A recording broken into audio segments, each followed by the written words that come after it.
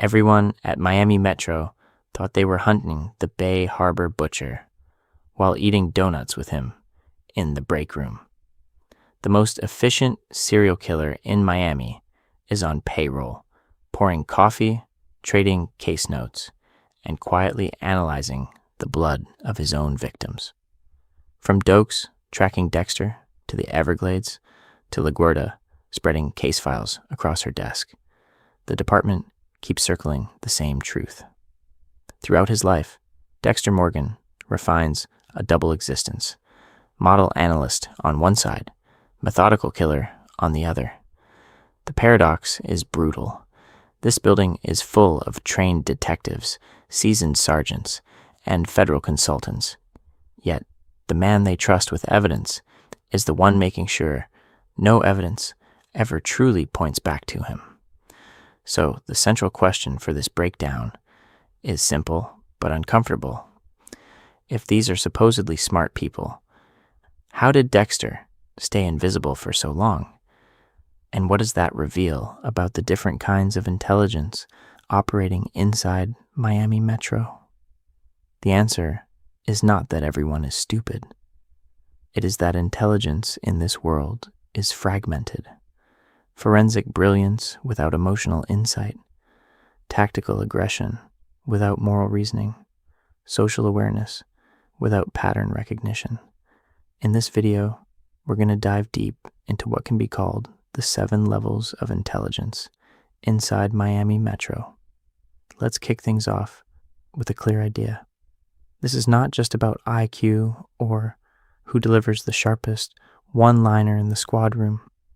Each level is defined by how characters read patterns, process the dark passenger in others, handle their own urges, and weigh the consequences of their choices when the truth is right in front of them. On the lowest level sit the oblivious figures, the comic relief and background officers who never connect Dexter to any kill, even when the clues are practically labeled. Above them are competent but narrow specialists, people who excel in one domain but fail to integrate evidence, emotion, and motive. Higher up, strategic minds like Dokes, LaGuardia, and eventually Deborah begin to see inconsistencies. Question the code that supposedly keeps Dexter in check and push against the institutional habits that protect him. The scope here is focused. Only Miami Metro insiders and recurring law enforcement adjacent characters are being ranked. Detectives, analysts, federal partners, and the few outsiders who plug directly into the department's orbit. Random victims, one-episode witnesses, or background attorneys are left out. The briefing room, passing out blood reports. So, let's kick things off with the 5 dimensions we're going to track. Forensic and analytical intelligence covers lab work, evidence, and logical deduction. Social and political intelligence measures how well a character reads a room, navigates hierarchy, and uses reputation or charisma. Emotional intelligence looks at empathy, self-awareness, and how accurately someone reads motives. Strategic and pattern-based intelligence is about long-term planning, recognizing behavioral patterns, and predicting consequences. Finally, moral intelligence asks whether a character can recognize harm, resist corruption, and act against a broken code, even when the institution is telling them to look away. Throughout his life at Miami Metro, Dexter benefits from the fact that almost no one scores high in every category at once. Levels 1 and 2 sit at the bottom of this scale. These are surface-level thinkers. They follow procedure, fill out forms, and repeat what the chain of command tells them. They hear LaGuardia or Matthews define a narrative and simply color inside those lines. They miss subtext in interrogations, overlook inconsistencies in Dexter's behavior, and are easily steered by charisma or authority. Their forensic or social skills might be passable, but they rarely question why the case is framed a certain way. In practice, they become unintentional shields for Dexter, signing off on evidence, accepting reports, and reinforcing the idea that the Bay Harbor butcher must already be dead. Levels 3 and 4 are more complicated. These are competent but inconsistent minds. They notice red flags, feel that something is off, or briefly challenge the official story. A detective at this level might side-eye Dexter's calm reaction at a brutal crime scene, or wonder why key evidence keeps disappearing. They get close to the truth, or display real skill in a specific dimension, but they lack follow-through, courage, or systems thinking. They drop leads when a supervisor pushes back, rationalize their doubts, or let personal loyalty override pattern recognition. This would be the start of genuine insight, but it rarely survives institutional pressure. Levels 5 and 6 are where Miami Metro becomes dangerous to Dexter. These characters can build complex theories, see patterns others miss, and challenge the narratives that protect him. They connect marina records, blood slide patterns, and behavioral tells into a coherent, open cases, and constantly pushed by the brass and the media to deliver quick closures. Throughout his life at Miami Metro, Dexter benefits from a culture that rewards neat narratives over uncomfortable truths. If a case can be wrapped with a plausible suspect and a press conference, deeper anomalies get filed away, not investigated. This would be the start of a pattern where genuine insight is quietly punished and convenient stories are treated as success. Inside that environment, Dexter's role as a blood-spatter analyst becomes the perfect weapon. He doesn't just interpret evidence, he scripts it. A slight adjustment to an angle, a confident explanation about cast-off, a gentle reminder that a wound fits the current suspect, and the entire room shifts toward the conclusion that keeps him safe. When Lagerta reopens the Bay Harbor butcher case, and blood slide patterns begin to circle back toward the marina, Dexter's already 2 steps ahead, redirecting attention, nudging colleagues away from any pattern that would connect his kill rooms to official case files. Underneath those choices, cognitive biases do the rest. Confirmation bias means everyone is ready to believe Dokes is the butcher the moment the slides are planted. He is angry, volatile, already suspicious of Dexter, so the narrative feels right. Authority bias keeps the squad aligned with LaGuardia's official line when it clears Dexter, and later with Lundy's interpretations when the FBI descends. If the authority figure signs off, dissent feels like disloyalty. On top of that, the halo effect around Dexter's mild-mannered, helpful persona makes colleagues discount every red flag. A guy who brings donuts, helps with babysitting, and quietly solves forensic puzzles cannot be the one killing dozens of victims in meticulously planned rituals, so the mind simply refuses to connect those images. The systemic failures are everywhere once they're visible. Blood slides go missing without triggering a department-wide audit. Anomalies in case files, Dexter's proximity to multiple serial killers, his uncanny habit of being just off-screen when murders occur, never prompt serious internal review. Even after the Bay Harbor butcher scandal nearly destroys Miami Metro's credibility. An event that changed the lives of victims' families and officers alike somehow does not lead to re-examining how a single analyst stood at the crossroads of so many investigations. In that compromised ecosystem, a haunting question emerges. Who actually manages to think clearly, to see past the biases. Do not ask why the blood-spatter analyst is always orbiting the worst killings in the city. Office gossip, personal drama, and day-to-day routines absorb their attention. The possibility that someone inside the building could be orchestrating the murders they investigate never becomes a serious hypothesis. Institutionally, these people function as padding.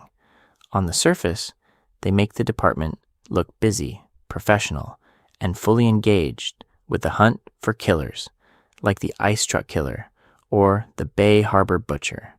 In practice, they soak up time and suspicion. Minor inconsistencies get lost in their inboxes. A misfiled form, an unchecked log, a half-remembered sighting of Dexter near the marina becomes just another detail that never reaches someone like Dokes or Lagerta in a meaningful way. The system appears robust, but its lower layers are soft enough for a dark passenger to move through unnoticed. Here is the pattern. Interrupt. Miami Metro does not protect Dexter because everyone is brilliant and outplayed. It protects Dexter because most people around him never even enter the game.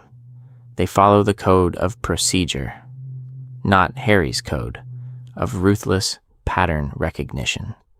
When the Bay Harbor Butcher investigation points directly toward the department, Level 1 characters help absorb that shock by continuing as if nothing has fundamentally changed, allowing the official narrative about Dokes to settle in as unquestioned truth. In the scenes ahead, we are going to dive deep into specific Level 1 characters who share crucial screen time with Dexter.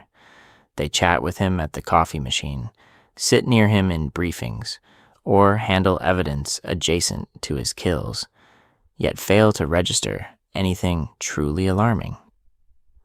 Their complacency shows how a serial killer can thrive in a sea of comfortable cluelessness. As we climb to Level 2, even a small jump in awareness will look dramatic. The moment someone moves from passive acceptance to mild suspicion, the distance between Dexter's carefully crafted life and the truth of his urges suddenly narrows, and the consequences for both sides become much more dangerous. If Level 2 is where mild suspicion begins, Level 1 is where the machine of Miami Metro just hums along, never pausing to ask what it is actually enabling. Before getting to the detectives who almost discovered Dexter, we're going to dive deep into the faces that barely register, the background cops and techs who quietly keep the place running. Let's kick things. Background cops literally stand between Dexter and danger and still never see him. An officer guards the perimeter of a crime scene while Dexter slips under the tape to collect a sample that will later justify a kill. Uniforms escort suspects down hallways, flanking them on both sides, completely unaware that the quiet analyst, trailing a few steps behind, is already evaluating them as future victims.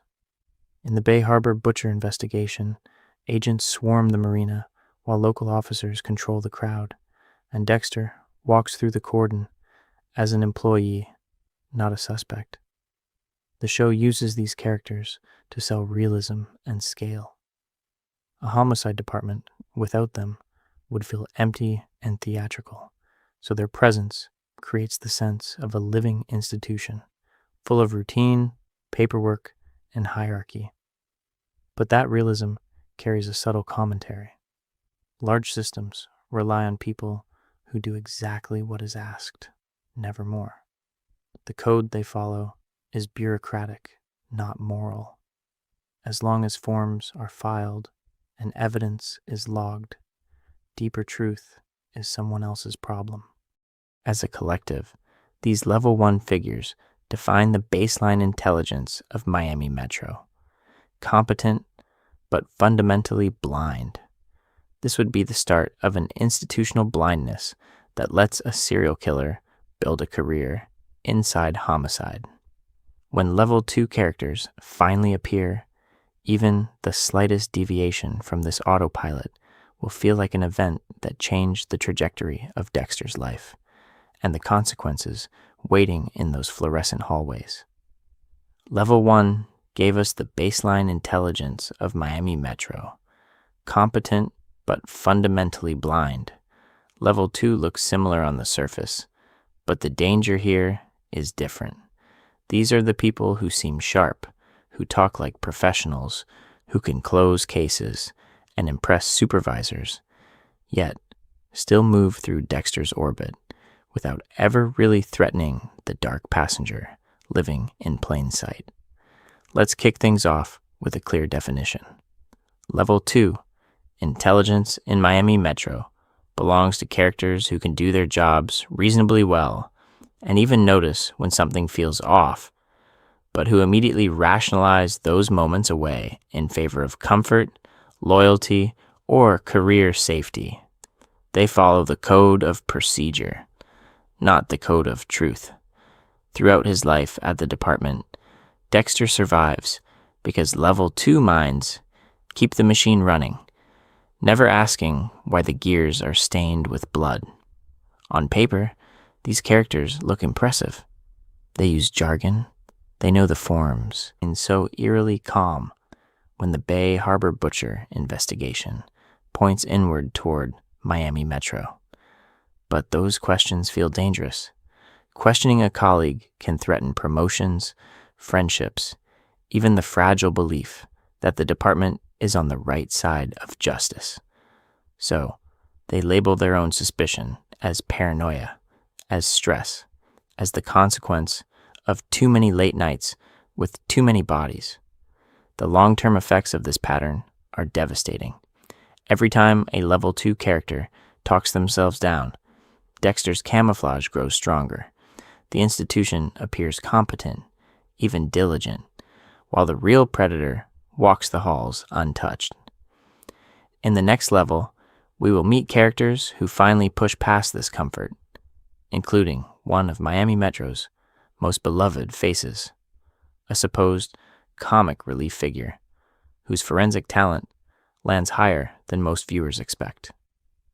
Before that reveal, Level 2 stands as a warning. Professional skill without genuine curiosity will never be enough to discover the truth about a killer hiding in plain sight. Level 2 ends with professionals who never quite look past the paperwork. To understand how close Miami Metro comes to real insight without ever touching Dexter's truth, we're going to dive deep into the department's beating heart, Angel Batista. Batista is one of the most likable figures in Miami Metro. He listens to victims, families, remembers birthdays, and shows up for colleagues when their lives fall apart. As a detective, he often bridges the gap between the brutal images on the board and the human beings behind them, translating cold case files into stories of fear, loss, and interrupted futures. That emotional intelligence gives him a quiet authority in interrogation rooms, where anxious witnesses open up to him in ways they never would with Dokes or Lagerta. Professionally, Angel is not incompetent comic relief. Far from it. Throughout his life at Miami Metro, he closes solid cases, spots useful leads, and occasionally pushes back when Lagerta's ambition or Quinn's recklessness threatens the work. He can read a crime scene at a practical level, connecting a footprint here, a phone record there, enough to move an investigation forward. But he rarely thinks in terms of deep patterns, systemic corruption, or the possibility that the department itself is sheltering a predator. His intelligence is grounded, not expansive. Nowhere is this clearer than in his relationship with Dexter. Batista sees Dexter as a shy, brilliant colleague whose blood work helps catch killers. He appreciates the lab reports who could hide in plain sight. Batista's choice is different, but related. He chooses comfort, loyalty, and family over the unsettling possibility that his friend could be a monster. High level 2 in day-to-day competence. Brushing level 3 in emotional intelligence. Yet, never translating that empathy into suspicion. The long-term effects of that blind spot are enormous, because if even Angel Batista cannot see the dark passenger standing beside him, who in Miami Metro actually can? The answer arrives in the next level, with a character whose insight cuts much deeper and whose suspicions carry a far deadlier cost. But that question about who can actually see Dexter has one unsettling exception, because there are moments when Angel Batista almost does, moments where the truth brushes his shoulder, then quietly walks away.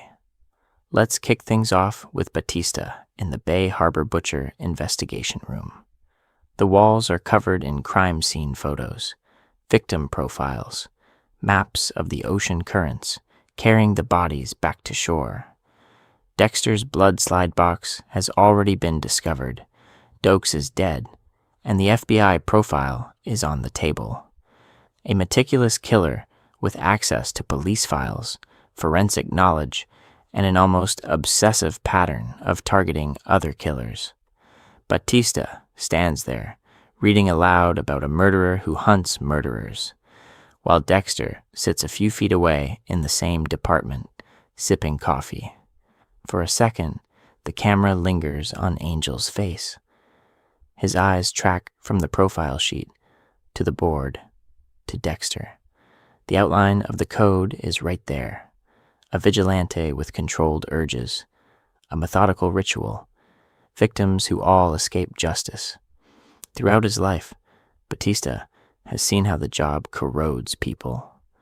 That look is him silently asking whether the corruption might have gone much further than paperwork.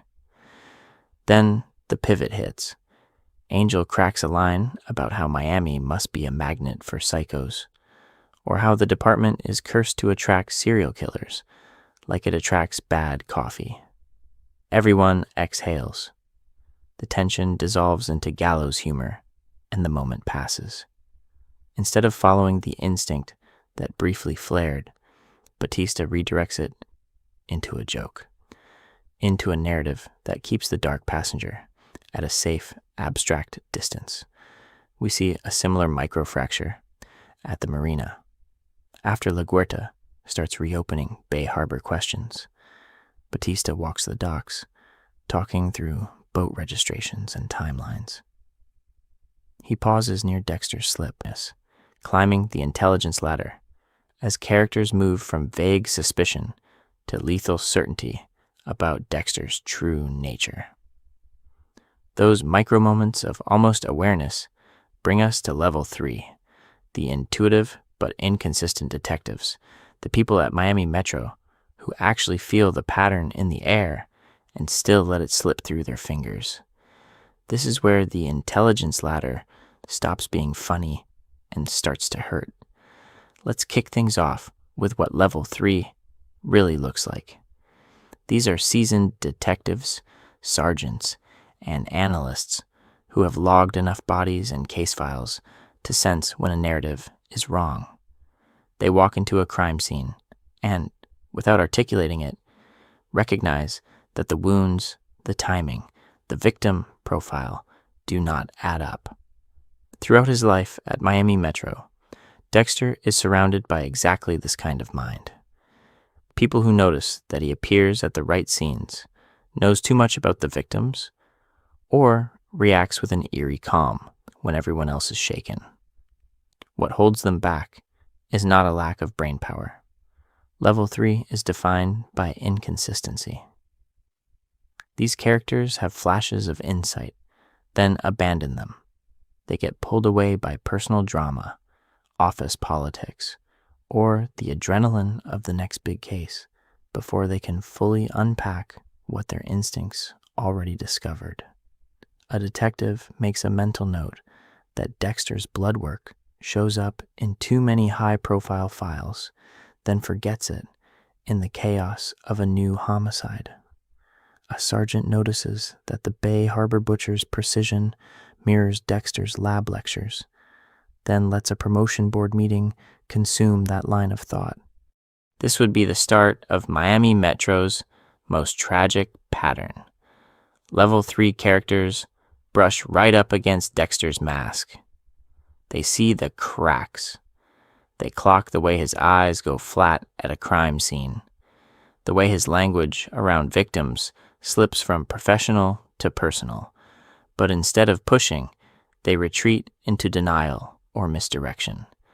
It is easier to blame a faceless monster, a dead colleague, or an external conspiracy than to accept that the quiet blood-spatter analyst in the next cubicle houses a dark passenger.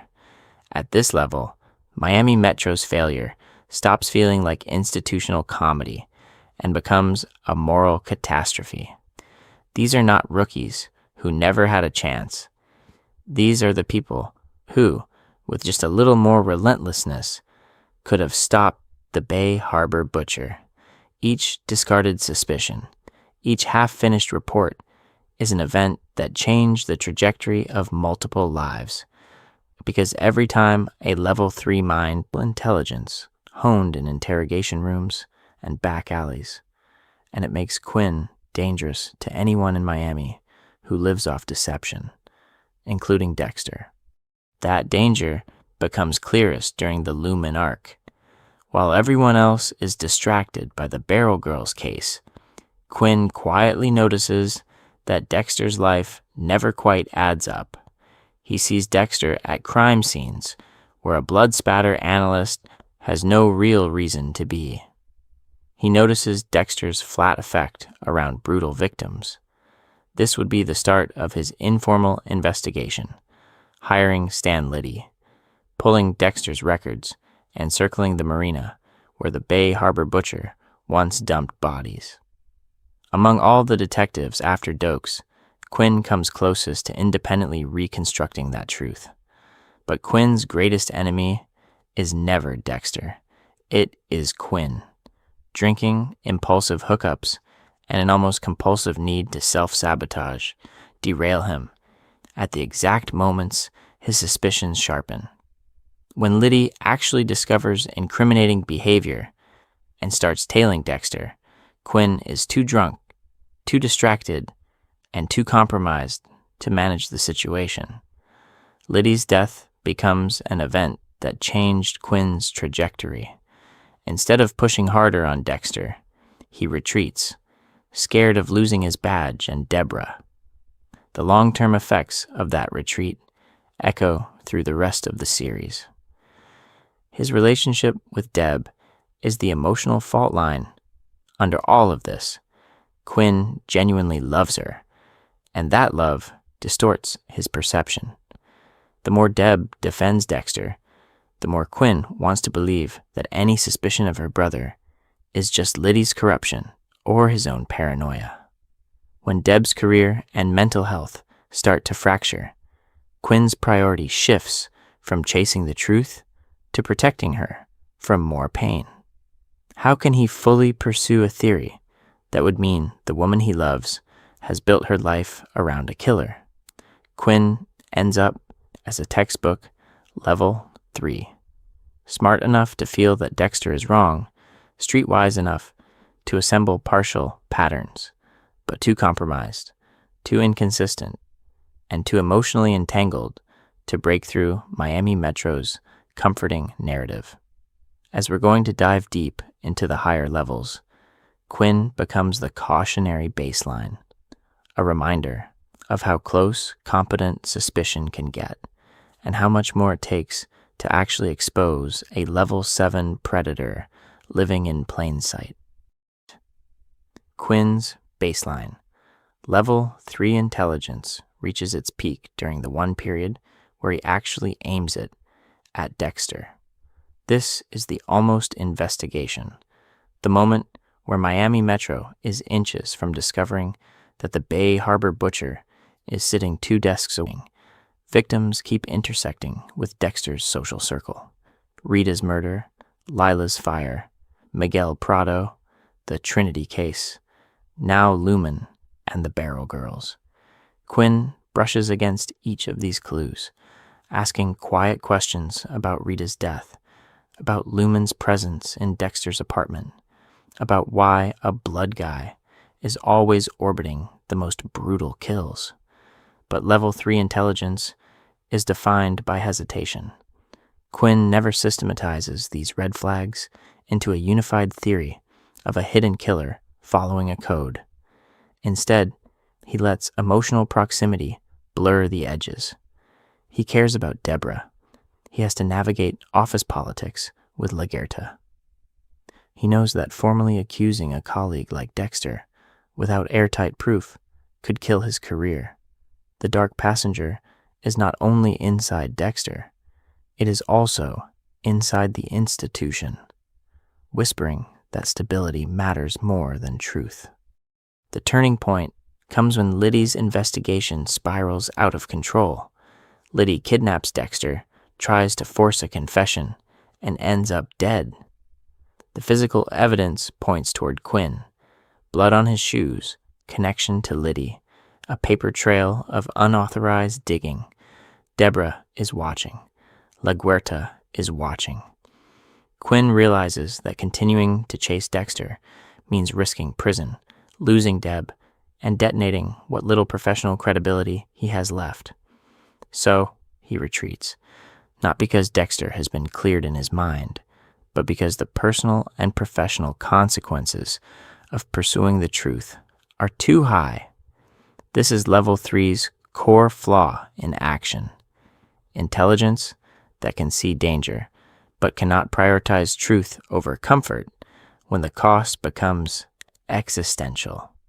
Which leads to the haunting question: if Quinn had pushed just a little harder, would Miami Metro have finally confronted the Bay Harbor butcher in their own bullpen?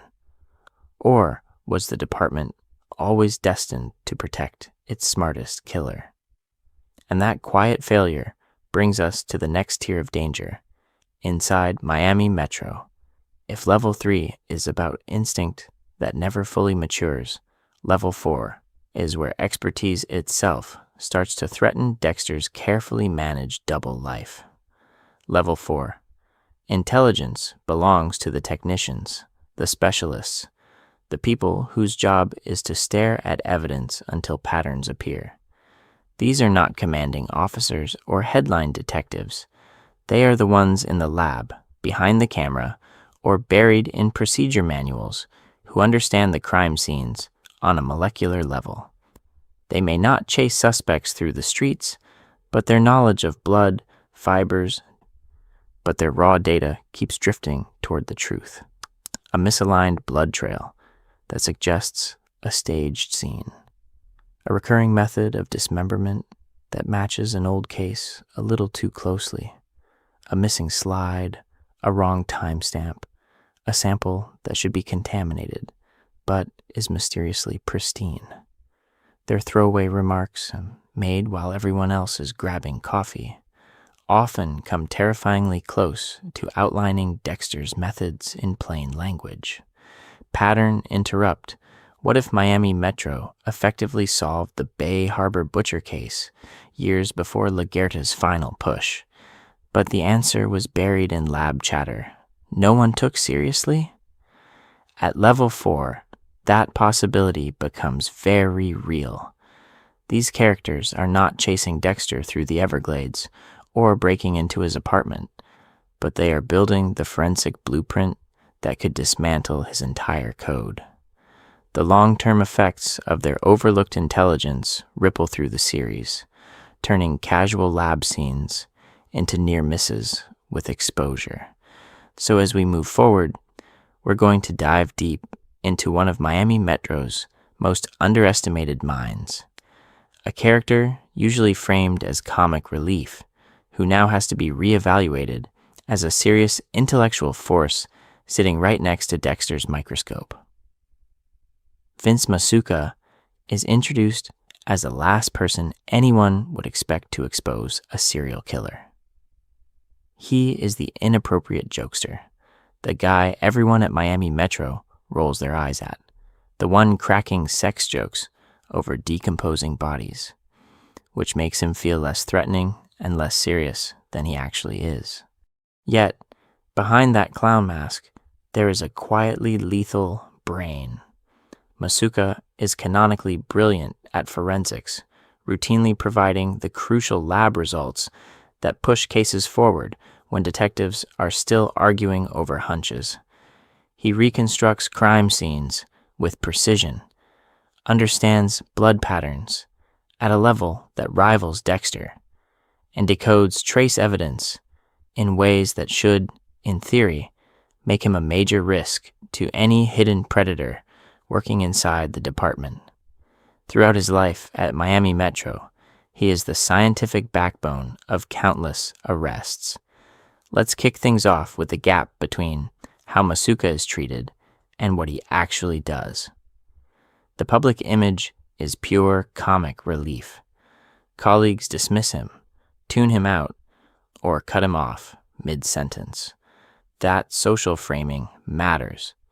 It means that when Masuka delivers a detailed explanation of transfer stains or cast-off arcs, the room hears background noise, not a potential key to uncovering the Bay Harbor butcher. A single question about why Dexter is always one step ahead of the lab could have opened a crack in Dexter's facade. We're going to dive deep into what holds Masuka back from level 5 or 6. He is a solid level 4, technically brilliant, highly perceptive in his niche, but lacking the narrative imagination or the desire to see his friendly colleague as a monster. Believing that Dexter is a meticulous analyst with a dark passenger would mean accepting that the system he serves and the science he loves have been hijacked by a killer operating under his nose. The long-term effects of that realization would shatter his coping mechanisms. Instead, Masuka makes a quieter choice. He continues to excel in his lane, translating blood into truth, while letting others decide what that truth means. That leaves room for the next tier of intelligence at Miami Metro, the ones willing to follow those truths all the way to Dexter's table. Masuka's choice to stay in his lane matters, because his lane is the one that keeps brushing against Dexter's darkest secrets. His science becomes the quiet drumbeat under Miami Metro's loud, chaotic investigations, including the one that almost named Dexter as the Bay Harbor Butcher. Let's kick things off with the Bay Harbor Butcher slides. Masuka is the one who translates those tiny glass trophies into a behavioral map. He notes the consistent size of the samples, the precision of the cuts, the meticulous labeling. To everyone else, they are just trophies. To Masuka, they are a code. He explains that this killer is methodical, ritualized, almost obsessive about blood. That profile does not just describe the butcher, it describes Dexter at work every single day. Throughout his life at Miami Metro, Dexter benefits from that forensic brilliance. When the task force studies the slide patterns, Masuka points out that many victims are criminals who slipped through legal cracks. He practically narrates Harry's code without knowing it, outlining a killer who targets guilty victims, avoids collateral damage, and learns from each kill. The long-term effects of that insight should have been devastating for Dexter. Instead, they are diffused by how the department processes Masuka's findings. This is where the pattern becomes dangerous. Masuka keeps handing the room high-resolution puzzle pieces. Dexter is the one standing close enough to see how they fit. When Masuka marvels at the butcher's clean dismemberments, Dexter chimes in with technical praise, reinforcing the science while casually suggesting alternative suspects, from dokes to nameless cartel enforcers. In the end, Masuka embodies a specific level of intelligence at Miami Metro. He sees every drop, every pattern, every microscopic truth about how victims die. What he does not do is step back from the evidence wall and ask why the same silhouette keeps appearing in the negative space. That compartmentalization keeps him safe, and it clears the path for the next level of intelligence. The ones who finally dare to connect Masuka's science to Dexter's life. But imagine, just for a moment, that the silhouette in that negative space finally bothered someone. Imagine Masuka, for 1 week, dropping the clown act and treating Dexter not as the harmless lab buddy who makes the coffee runs, but as a high-risk variable whose proximity to so many serial cases demands scrutiny. Let's kick things off with access. Masuka sits at the crossroads of Miami Metro's data. He has the forensic database, the blood pattern archives, the lab records, the chain of custody logs. If he stopped entertaining the room and started interrogating the paper trail, the first pattern would appear almost immediately. Dexter's name is attached to the most high-profile serial investigations. His analyses are present at key turning points.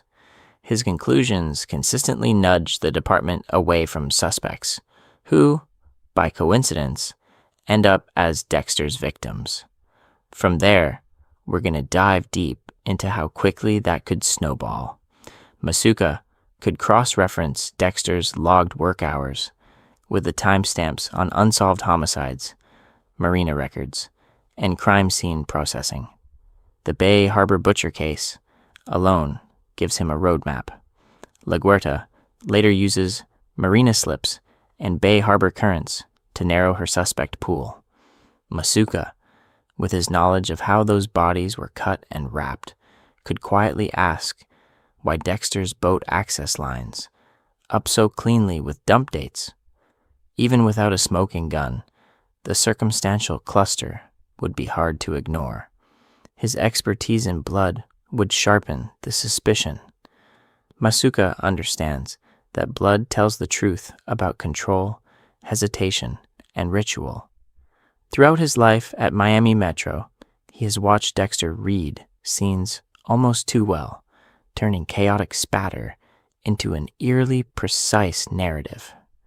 If Masuka re-examined archived photos from the ice truck killer, the Skinner, and the Barrel Girls cases, looking specifically for moments where Dexter's interpretations redirected the hunt, he would see the same dark passenger and ambition. The next level at Miami Metro does not just see patterns, it decides which patterns are allowed to exist on paper at all. At level 5, intelligence stops being cute, quirky, or purely technical and becomes dangerous. This is where Miami Metro produces minds that can actually change the story the department tells about itself, not just solve the latest case on the board. Let's kick things off with what separates Level 5 from the brilliant but contained analysts below it. Level 4 can see patterns in blood, behavior, and timelines. Level 5 sees patterns in people, promotions, and politics. These are the strategists who understand that a homicide investigation is never just about evidence. It is also about budgets, press conferences, and who gets blamed when the body count keeps rising. Throughout his life at Miami Metro, Dexter relied on a simple equation: control the data, act competent, stay emotionally invisible, and the department will never look too closely. Level 5 is where that equation starts to crack, because these minds do not only read case files, they read colleagues. They notice when a blood spatter analyst is always near the center of major cases, when key evidence disappears, when narratives wrap up too neatly to be true. At this tier, pattern recognition fuses with institutional leverage. A level 5 detective or lieutenant can pull marina records, reopen a closed file, or quietly assign surveillance without announcing open rebellion. They know which supervisors will back them, which will shut them down, and how to frame a question so it sounds like due diligence rather than accusation. This would be the start of intelligence that can actually corner Dexter, not just brush past him. But that same power cuts both ways. Level 5 minds are dangerous in two directions. Used one way, they hunt the truth relentlessly, even when it threatens careers, reputations, and long-standing myths about Miami Metro's heroics. Used another way, they weaponize insight to protect the institution, redirect blame, and sacrifice inconvenient victims on the altar of public image. The choice between those paths becomes an event that changed not only investigations, but lives. This is also the level where suspicion becomes structural rather than personal. They may not immediately suspect Dexter specifically, but they begin to sense that something is fundamentally off. The Bay Harbor butcher case closing too cleanly. Dokes labeled a lone monster, while procedural failures vanish from the official record. The long-term effects of those doubts are slow, but they accumulate, can be just as important as evidence. Yet, beneath that, there is a genuinely sharp detective, someone with deep institutional memory, strong instincts about people, and a real emotional loyalty to the partners she has lost. That tension between ambition and conscience is what makes her dangerous to Dexter. Throughout his life at Miami Metro, Dexter benefits from superiors who either like him, fear paperwork, or both. LaGuerta initially fits that pattern during the Bay Harbor butcher investigation. When Dokes dies in the cabin explosion and the blood slide box is found in his car, she accepts the narrative in public. Officially, the case is closed. Unofficially, she never fully believes her former partner was a sadistic serial killer. That dissonance, that refusal to let Dokes become only a monster, would be the start of the most serious threat Dexter ever faces from inside the institution. LaGuerta's level 5 intelligence shows up in how she reopens Bay Harbor in her own mind. She goes back to the marina records, quietly cross-referencing slip rentals, fuel logs, and departures that match dump site timelines. She revisits the original dump sites, not just reading reports, but walking the ground, looking for patterns everyone else stopped caring about. Most importantly, she locks onto the blood slide MO. The tiny trophies that defined Bay Harbor echo the ice truck killer case, creating a forensic bridge that runs right through Dexter's career as a blood analyst. This is where her courage separates her from the rest of Miami Metro. Questioning a closed case already risks political suicide. Questioning a closed case in order to exonerate a dead, disgraced sergeant is even worse. And then she takes the final step, allowing herself to suspect Dexter, the helpful lab guy, the quiet presence who is never needed. Credit. How many colleagues had noticed his proximity to major cases, his calm around brutal victims, and then rationalized it away? LaGuerta refuses to rationalize. She tests. Her investigation into Dexter is methodical and morally charged. She pulls his boat records, connects his access to the ocean with the body dump patterns, and links his unique familiarity with blood to the slide trophies that defined both Bay Harbor and the ice truck killer. In doing so, she exposes the long-term effects of Harry's code on everyone around Dexter. A whole department trained to see him as an asset, not as a suspect. La Guerta cross-references Dexter's boat, the slice of life, with historic dump sites. The overlap is damning. Dexter's weekend trips line up with bodies that washed ashore. Dokes, by contrast, never rented a slip, never logged a boat, and had no plausible way to transport wrapped victims into the ocean at that scale. Throughout his life, Dexter has relied on the department's tendency to accept convenient answers. La Guerta does the opposite. She starts from anomalies in the official story, and she refuses to let them go. If Dokes was the butcher, why did the kills stop only after the cabin explosion, not when he was first surveilled? If Dokes hated Dexter, why was Dexter always nearby when major cases broke? Each question pulls her further from the comforting narrative that the hero cop died catching the monster. A theory, however, is not enough, so La Guerta tests it in the real world. She tails Dexter, watching his movements around the marina and crime scenes, looking for that moment when his calm facade slips. Then she escalates, staging the shipping container scene with Estrada as bait. The location echoes Dexter's origin, Harry's trauma, and the Bay Harbor dump pattern, forcing Dexter into a live fire test of her hypothesis. When she confronts him, she lays out the evidence: boat records, victim profiles, the new slide. But in pure intellectual terms, she has discovered the truth. Dexter's answer is not to outthink her evidence, but to outmaneuver her socially.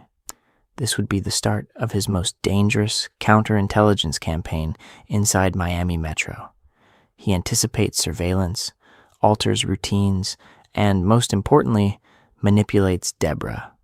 By framing La Guerta's pursuit as obsession, as careerist revenge for Dokes, Dexter weaponizes the department's bias against anyone who challenges the closed case.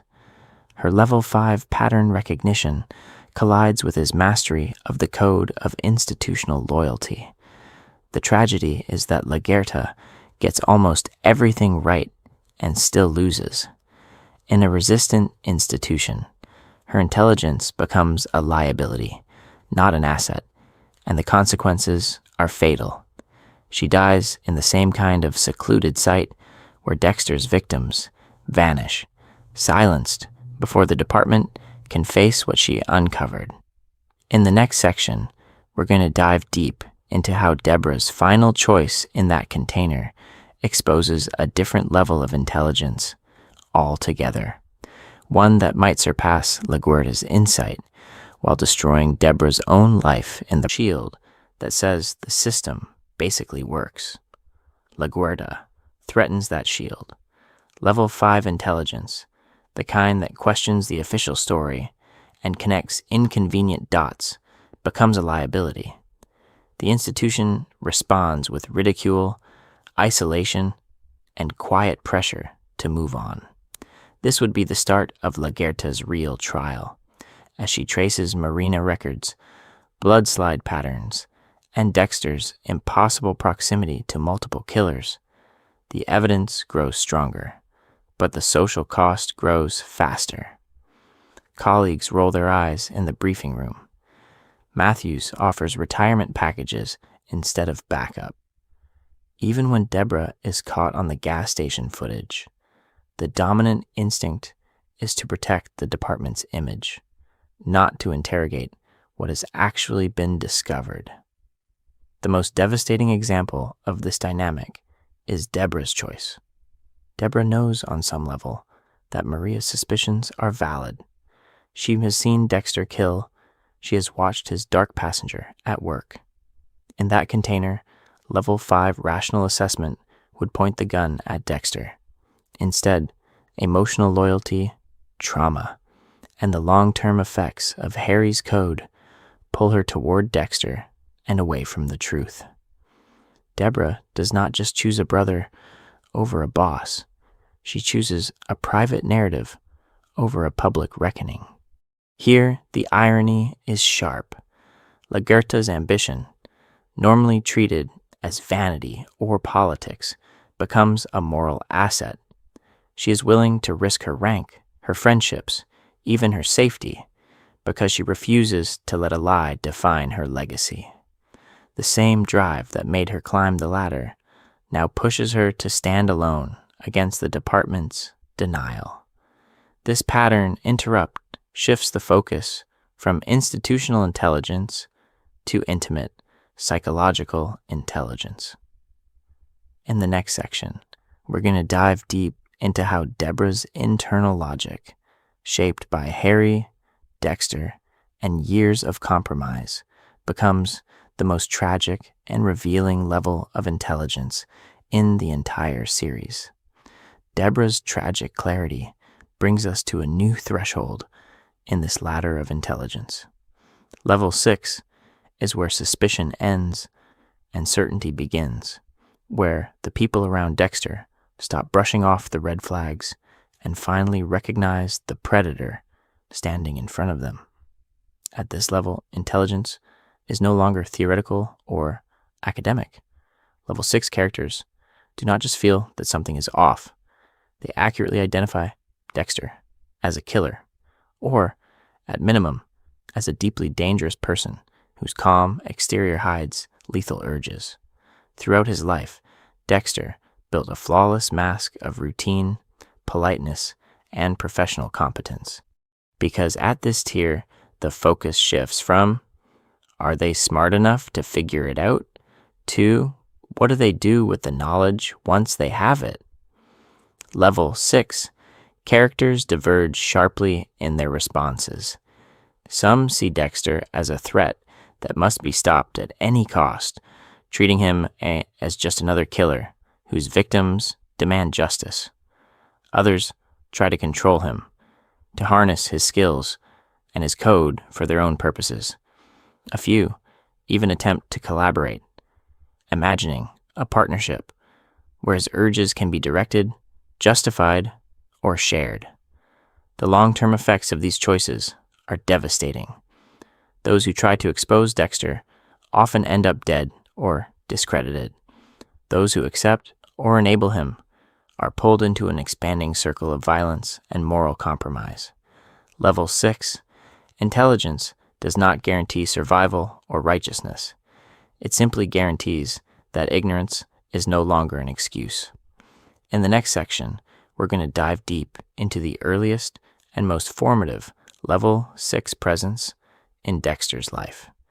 The man who first recognized his homicidal urges and abandoned faith in the system, and built a code that taught Dexter how to kill without getting caught. Harry Morgan is the moment. Level 6 intelligence stops being theoretical and becomes terrifyingly practical. He is the first person in Miami who not only discovers Dexter's dark passenger, but decides to keep it alive. Harry Morgan was the first to find out about Dexter's dark urges to kill, making him the most important person in shaping Dexter's life as a careful killer who targeted bad people. Let's kick things off with the early signs. As a child, Dexter kills neighborhood animals, shows no normal grief, and displays an unnerving calm in situations that would overwhelm most kids. Harry does not dismiss this as a phase. He recognizes the classic markers of psychopathy and, crucially, predicts where these urges will go if left unchecked, from animals to people. Throughout his life as a cop, Harry has watched that progression from the other side of the crime scene tape. In his job as a detective, Harry sees violent criminals walk on technicalities, evidence mishandled, and cases collapse because institutions fail at the exact moment victims most need protection. That investigative intelligence is not abstract. It is trained on the mechanics of killing. He knows how predators stalk, how they dump bodies, how they avoid patterns, and how detectives build cases from trace blood and marina records. When he looks at Dexter, he does not only see a son. Killing urges is an event that changed every relationship Dexter would ever have, from Deborah to Rita to Harrison. Harry's eventual breakdown after seeing one of Dexter's kill rooms exposes the cost of that level 6 decision. He finally confronts the truth that his code did not neutralize a threat. It engineered a hidden predator that even he cannot morally justify. His suicide becomes Dexter's core trauma and the clearest signal that Harry understood exactly what he had done. In the end, Harry is a definitive level 6 intelligence within Miami Metro's orbit. He sees Dexter fully, anticipates institutional failures, and designs a long-term strategy that keeps his son and his son's victims concealed in plain sight.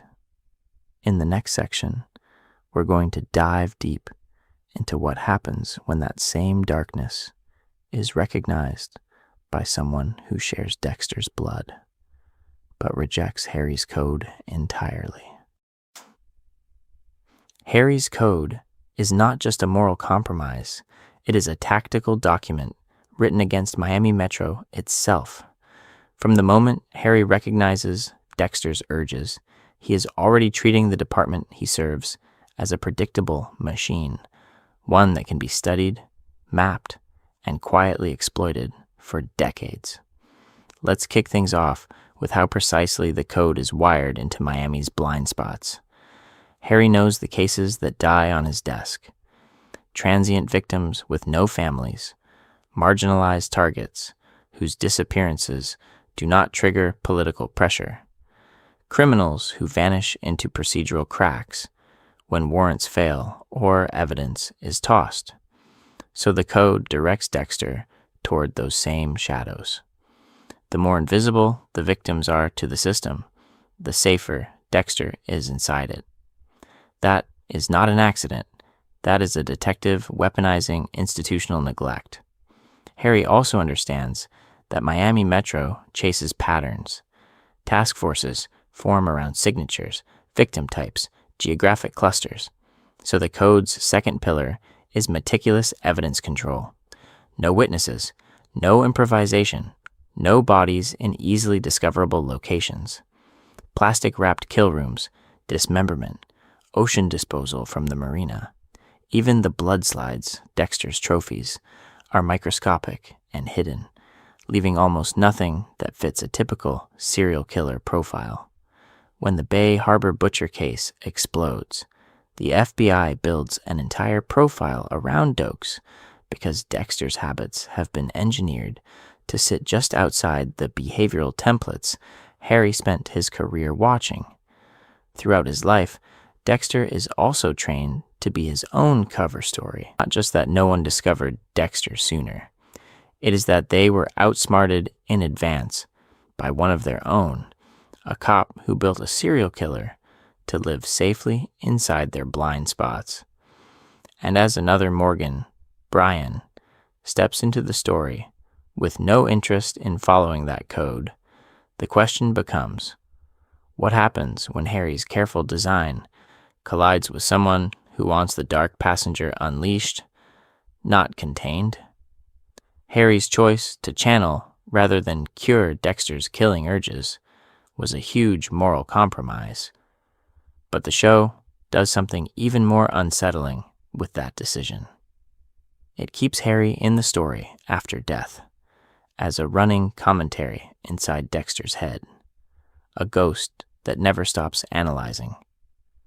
Throughout his life, Dexter does not just remember Harry. Harry appears in the passenger seat, in the kill room, in the squad room hallway, constantly talking through risk, opportunity, and exposure. This internalized, Harry breaks down witness statements, predicts how Miami Metro will process evidence, and critiques every deviation from the code. When Dexter stalks a new target, Harry's ghost will weigh in on victim, selection, ritual, and alibi, treating each potential kill as a tactical problem to be solved before the knife ever comes out. That is why Harry's ghost functions as the purest representation of level 6 intelligence in the series. It is not about raw IQ or forensic brilliance. It is about sustained, meta-level analysis of Dexter's psychology and the institutional landscape he moves through. Harry understands the dark passenger, but he also understands how cops write reports, how captains react to bad press, how federal task forces think about serial patterns. The ghost becomes a built-in profiler who can see both the killer and the system hunting that killer. Nowhere is this clearer than in Harry's commentary on specific Miami Metro colleagues. From early on, Harry warns that Dokes is watching Dexter too closely, clocking every late-night disappearance and every flat emotional response at crime scenes. Harry correctly ranks Dokes as a high-threat observer long before anyone else discovers the truth. With Lagerta, the ghost frames her as politically intelligent rather than forensically sharp, predicting that public pressure or career opportunity will eventually push her back toward the Bay Harbor butcher case. When LaGuardia later reopens the investigation using marina records and bloodslide patterns, it feels like the delayed confirmation of Harry's threat assessment. But here is the pattern interrupt. The same voice that reads danger, so joke with him or lean on his expertise. Dokes is the only one whose first reaction is simple and unwavering. This man is dangerous. From his very first scenes, Dokes refuses to be charmed. While others praise Dexter as a quiet genius, Dokes calls him out as a creep and blocks him from crime scenes. This is not petty jealousy or macho posturing. It is a trained predator recognizing another predator. Throughout his life in law enforcement and special operations, Dokes has survived by reading micro-expressions, threat posture, and the gap between what people say and what their bodies reveal. That background matters. Dokes is ex-Army, with black ops experience that required him to detect danger before it appeared on any official radar. He has seen real killers, interrogated war criminals, and watched men break under stress. So when he looks at Dexter and sees a man who smiles at mutilated victims, maintains a perfectly controlled demeanor, and never reacts with normal disgust or fear, he does not write it off as a quirky personality. He logs it as a red flag. This would be the start of an escalating private investigation that puts him far ahead of the institutional curve.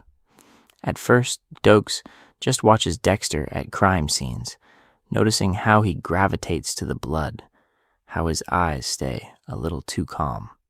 Then he tails Dexter, follows him at night, and checks his background, digging into military records and adoption history that do not quite add up.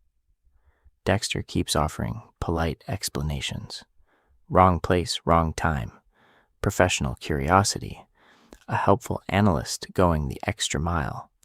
But unlike everyone else at Miami Metro, Dokes refuses to be soothed.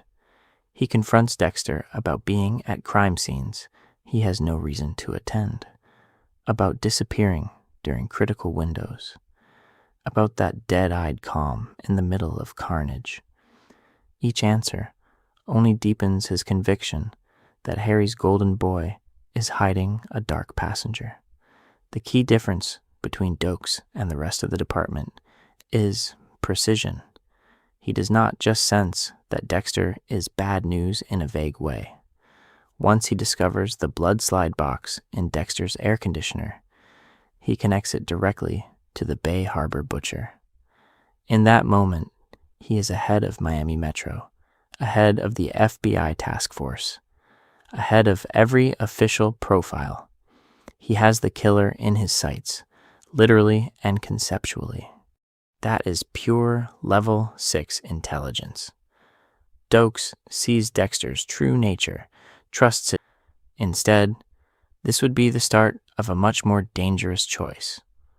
Throughout his life, Dokes has watched cases fall apart on technicalities and office politics.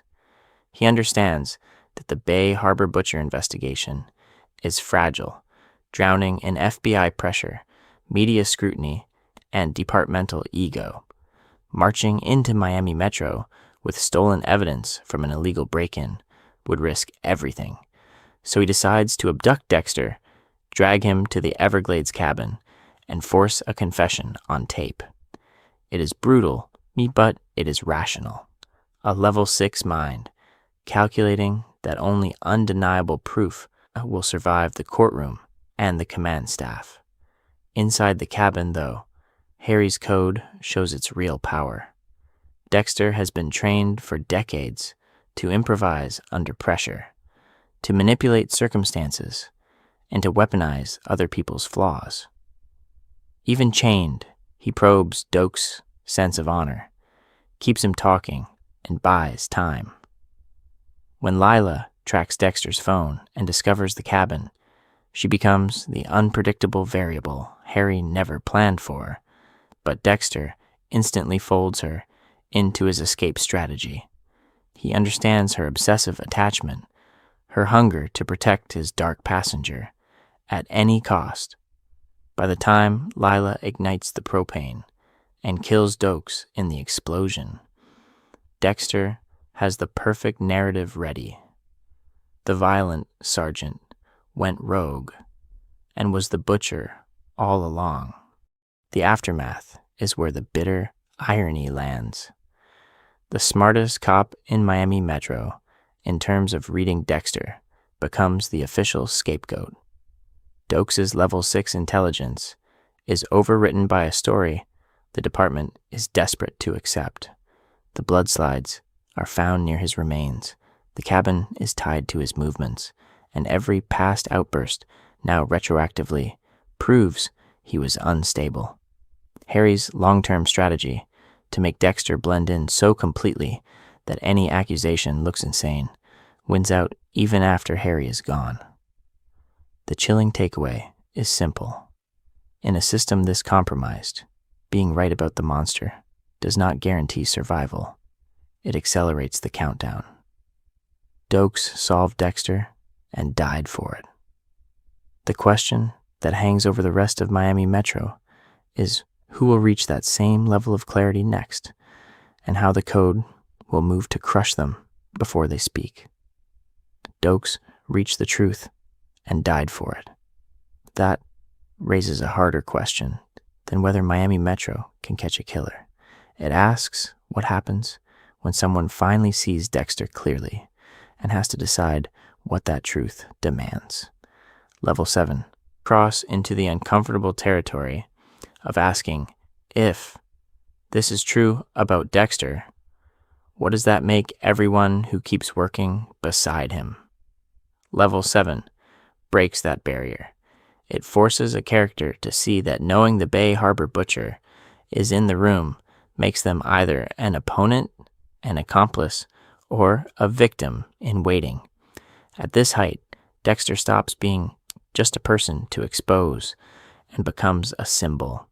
Level 7 characters recognize that Dexter represents a system that quietly prefers efficient, off-the-books justice over messy trials and failed prosecutions. He represents the temptation inside every cop who has watched a killer walk and thought about taking a shortcut. He represents the terrifying overlap between justice and monstrosity, where the same knife can feel righteous one night and unforgivable the next. This is where the central question turns existential. Once someone has discovered the full truth about Dexter, the real test is not whether they can bring evidence to internal affairs. The real test is what kind of person they choose to become. In response, do they double down on the code and help refine it, like Harry once did? Do they recoil and try to drag Dexter into the light, risking their own life and career? Do they freeze, living in a permanent compromise where every shared case file feels contaminated? Level 7 is not about outsmarting Dexter on paper. It is about allowing all the available intelligence, emotional, forensic, social, strategic, and moral, to collide, and then acting, or failing to act, in ways that reshape the entire story. The long-term effects of that collision define the soul of the series. And in Miami Metro, one journey from total ignorance to full level 7 awareness forms the emotional core of that collision. Dexter Morgan starts as the person Dexter protects from his truth. She ends as the person who understands it more completely than anyone else, and has to live and die with what that understanding demands.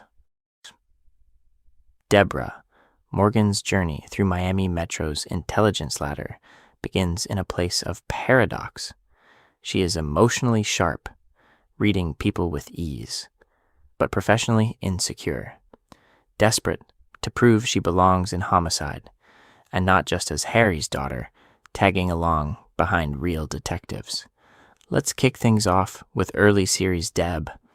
Throughout his life, Dexter presents himself as her calm center, the one person who listens without judgment when she unloads about failed relationships, career plateaus, and her fear of never measuring up.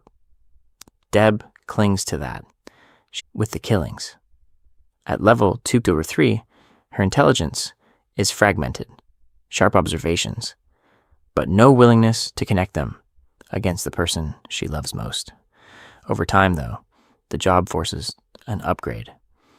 Deb earns her way from vice to homicide, then to detective, then ultimately to lieutenant. Each promotion is not just a title. It is a demand to trust her own reasoning. She closes major cases, challenges Lagerta, and begins pushing back when Dexter's explanations feel too neat. Her investigative intelligence slowly climbs, edging toward level 4-5, where pattern recognition and professional confidence start to override blind loyalty. Parallel to this, the series sends Deb into therapy and personal crisis.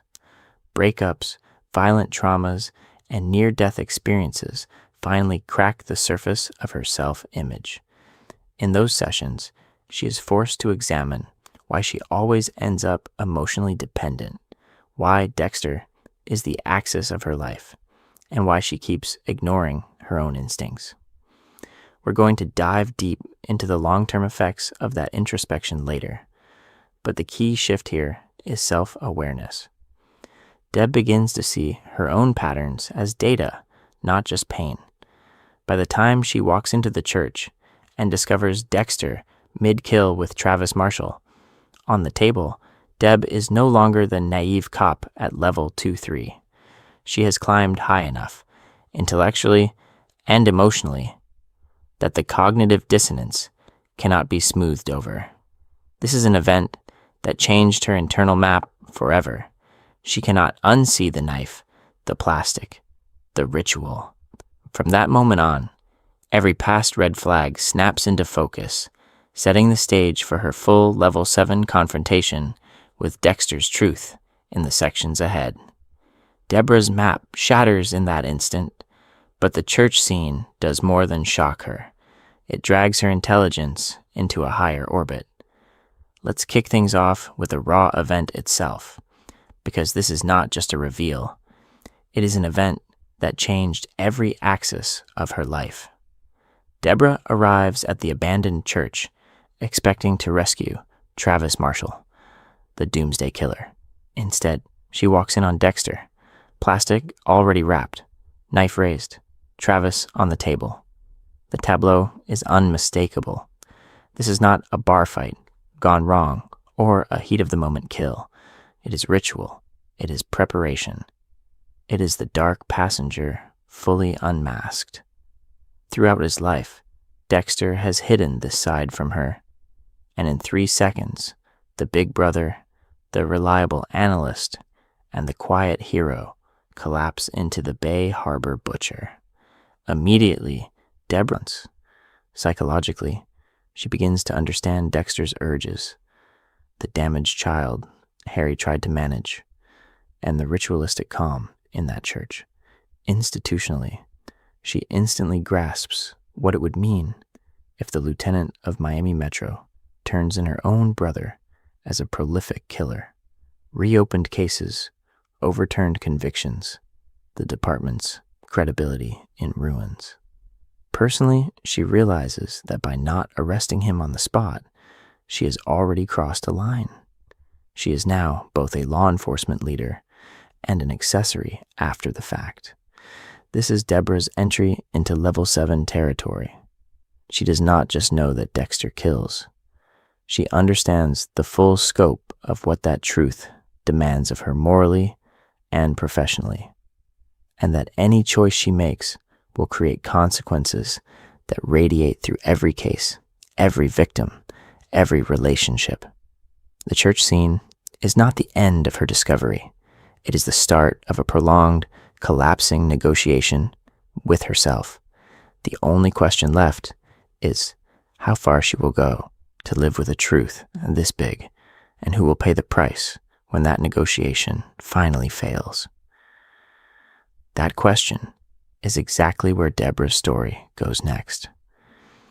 After the church, she does not retreat from the truth about Dexter. She tries to manage it. First, she demands total abstinence. No more kills, no more dark passenger, no more code. It is an attempt to put a police-style containment perimeter around an uncontrollable reality. Let's kick things off with that early phase where she drags Dexter into her apartment, monitors his movements, and treats every late night as a potential crime scene. Throughout his life, Dexter has been the one setting conditions for others. With Deborah at Level 7, the power flips. She forces him to attend NA meetings as a metaphor for his urges, shadows his cases, and tries to starve the dark passenger into submission. But the world will not cooperate. The killers keep coming.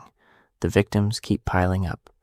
And the part of her that is a detective can see exactly how much good Dexter could do if the code was allowed back off the leash. This would be the start of a new negotiation. Deborah moves from no killing to only by the code, and only if she controls it.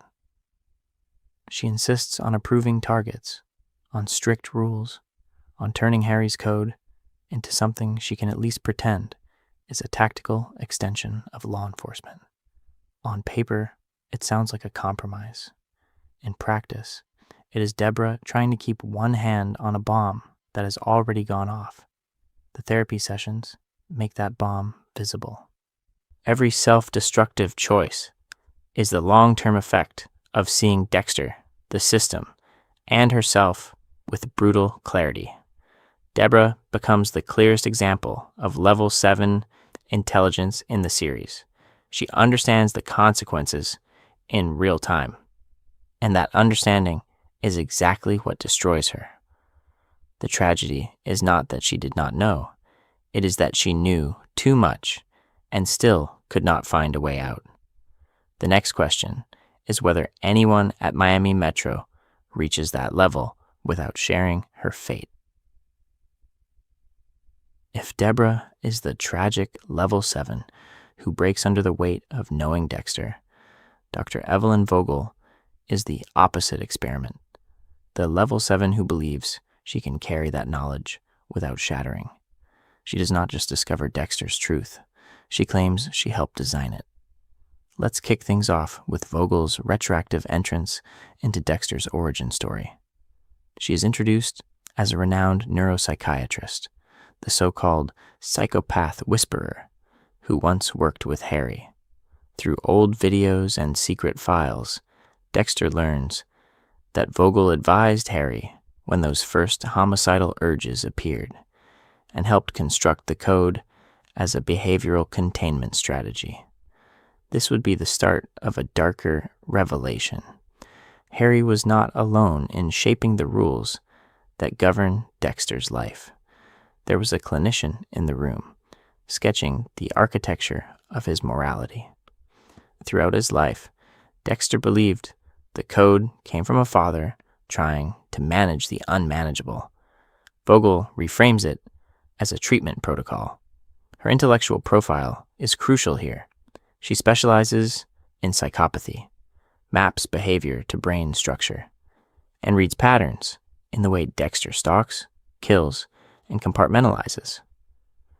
When she watches crime scene footage and immediately identifies the brain surgeon's work, then pivots and calls Dexter perfect, it is not flattery, it is diagnosis. Dexter's habits, rituals, and emotional flatness are textbook, yet his loyalty to the code and attachment to Deborah make him unique data. Her interactions with Dexter blend clinical detachment with something disturbingly close to maternal pride. She shows him footage of Harry describing the early days, not to comfort him, but to observe his reactions. She invites him into her home, analyzes his dark passenger as if it were a research subject, then calls herself his spiritual mother. In those conversations, Dexter becomes both case study and quasi-son. That dual role complicates her moral stance. Is she protecting him or protecting her life's work embodied in him? Vogel's most chilling contribution is how she narrates Dexter's killing as to see whether anyone at Miami Metro can reach that level of insight without being personally entangled in Dexter's design. Vogel's intelligence forces the series to ask an uncomfortable question.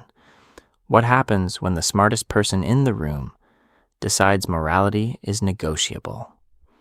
With her, we're going to dive deep into level 7 as a tool, not just for insight, but for evasion. Let's kick things off with Vogel's core belief, the thesis behind her collaboration with Harry. She argues that some people are born without empathy, that Dexter's killing urges are hardwired, and that the best society can hope for is to channel them. In her view, Harry's code is not a corruption of justice, but a compromise with biology. Throughout his life, Dexter was told he had no choice but to kill. Vogel upgrades that message into clinical doctrine. The result is chilling. Murder becomes symptom management, and the question of whether this life could have gone another way is quietly removed from the table. That belief feeds directly into her fascination with Dexter as a successful psychopath. To her, he's a rare case study who follows a code, maintains a job, raises a child, and avoids detection. This would be the start of a professional curiosity that slowly shades into admiration. She catalogs his rituals, probes his dark passenger, and praises his control.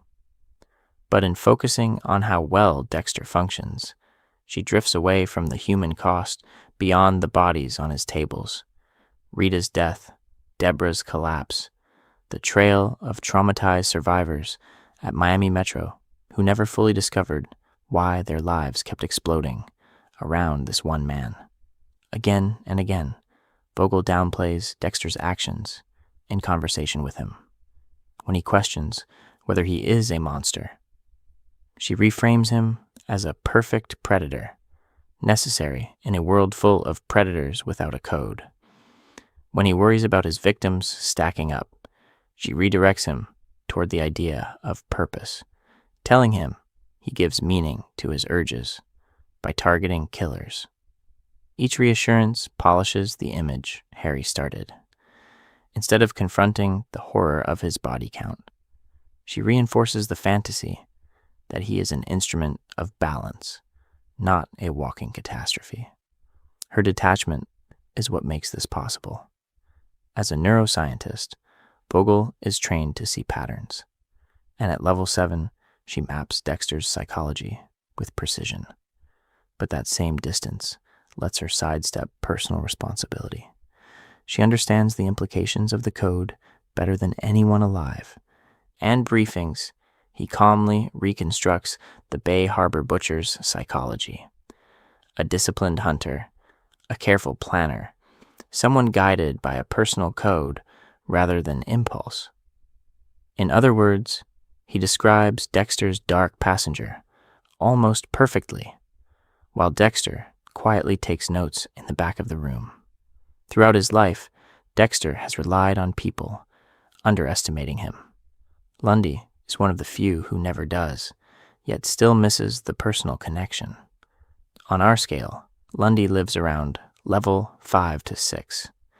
Strategically and cognitively, he is right below Lagerta. He understands the truth in the abstract, but his lack of proximity to Dexter's personal life creates a hard ceiling. Lundy does not share a squad room history with Dexter, does not witness the daily micro-contradictions that Dokes noticed. He parachutes in, maps the monster's outline with chilling accuracy, but never has a reason to match that outline to the friendly blood-spatter analyst offering to help. Let's kick things off with the opposite side of outsider intelligence. Deputy Chief Thomas Matthews. Where Lundy's power is psychological profiling, Matthews operates in institutional survival mode.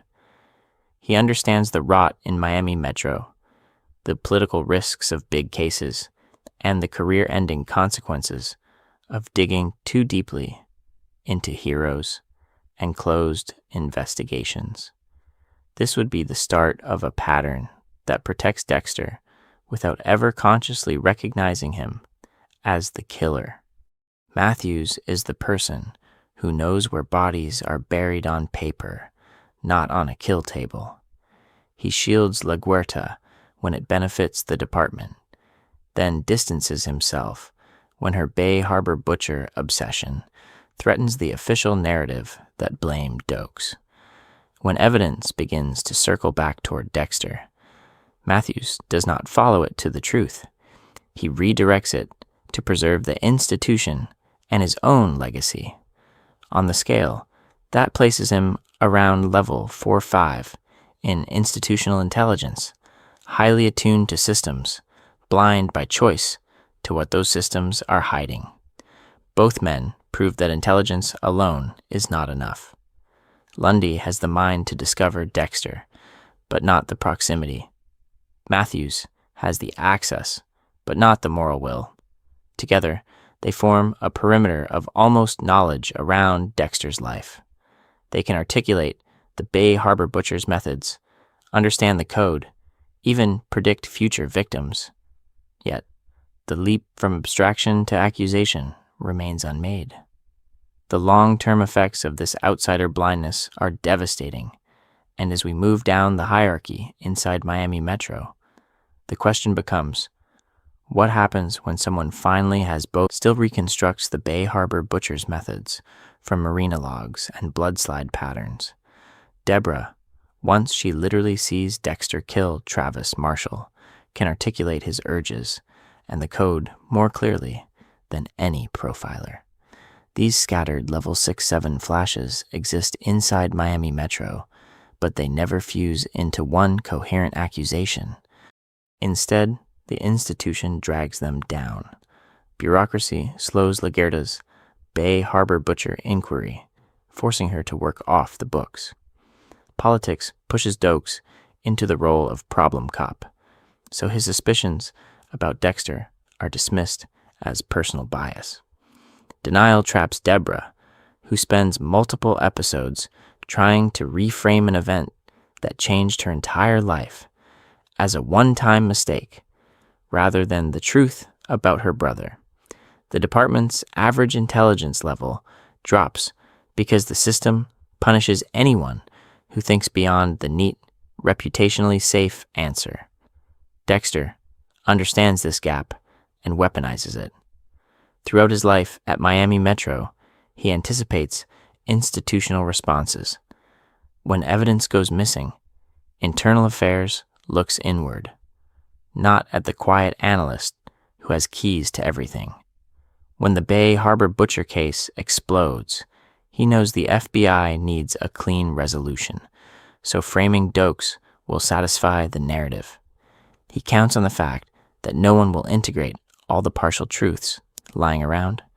Masuka's accurate forensics, Deborah's emotional alarms, LaGuerta's pattern recognition, Dokes' gut certainty. Well, here's the pattern interrupt. Miami Metro actually solves Dexter multiple times. Dokes at the cabin, LaGuerta at the docks, Deborah in the church. Each time, the institution has, in theory, enough intelligence to expose him. Each time, the few level 6-7 individuals who push too hard are marginalized, discredited, or removed. Dokes dies as the official Bay Harbor butcher. LaGuerta is killed and posthumously framed as obsessed and unstable.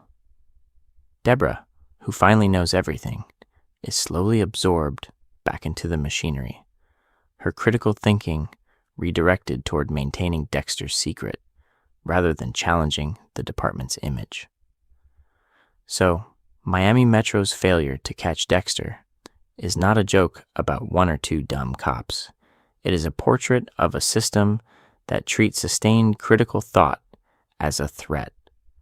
And as the hierarchy tightens, the next question is brutal. What happens to someone who keeps asking those questions anyway, even when loving Dexter makes that choice unbearable? That passes the law, an event that changed every future death connected to Dexter. LaGuerta sits in a different category. Strategically sharp, politically gifted, she can read a crime scene and a press conference in the same breath. Yet, when moral intelligence becomes the standard, her record fractures. Early on, she shields the department and her own status, backing the Dokes as butcher narrative because it keeps Miami Metro intact. Only later, when she reopens the Bay Harbor butcher case and follows marina records and blood slide patterns back toward Dexter, does she begin to align her sharp mind with genuine justice. That late pivot shows potential, but the years of self-protection count against her. Dokes, by contrast, is abrasive, tactically reckless, and morally clear. From the first season, he refuses to accept Dexter's mask, reading the lack of emotional response at crime scenes as a real threat rather than a quirky personality trait. His pursuit to the Everglades cabin, where he confronts Dexter as the Bay Harbor butcher, is moral intelligence in action. He has a personal code that rejects easy narratives, and he will not trade that code for institutional comfort, even when it isolates him. Deborah's moral intelligence is tangled in love. When she walks in on Dexter mid-kill in Season 7, she instantly understands the consequences, but spends episodes trying to rationalize it as a single mistake. Her heart is right. Her courage lags behind her knowledge. Vogel is almost the inverse. As the so-called architect of the code, she analyzes Dexter's urges like data, treating his victims as variables in a grand psychological theory. Her cognitive brilliance is undeniable, but her detachment drains moral weight from each kill. Characters like Matthews reveal the final layer. He is not clueless, he is selective. His intelligence is repeatedly deployed to shield the department and his own position, burying scandals rather than exposing predators. The true tragedy of Miami Metro is not only a deficit of intelligence, but a deficit of moral courage. Plenty of people see enough of the truth to act. Almost no one is willing to burn their own life down to stop Dexter. In the next section, we're going to dive deep into how that gap between knowing and acting turns suspicion into collateral damage, and why the closest brush with justice often ends in a cover story instead of a conviction. If the story of Miami Metro versus Dexter is a deficit of moral courage, the cognitive work is sound. The failure comes in underestimating Deborah's emotional collapse and overestimating the institution. LaGuerta believes the badge will protect the truth. Dexter understands that family will protect the killer. Deborah's fatal choice in that container is an event that changed every remaining chance at institutional justice. Quinn's surveillance arc sits lower on the intelligence ladder, but still brushes the truth. He follows Dexter's connection to Lumen, notices the late-night meetings, the dead ends in records, the way Dexter's life never quite lines up.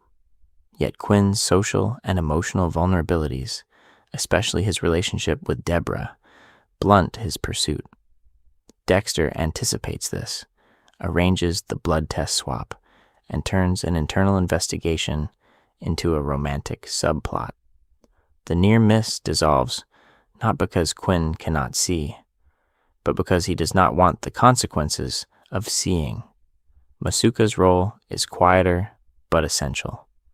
Throughout his life at Miami Metro, Masuka's forensic intelligence repeatedly overlaps with Dexter's work.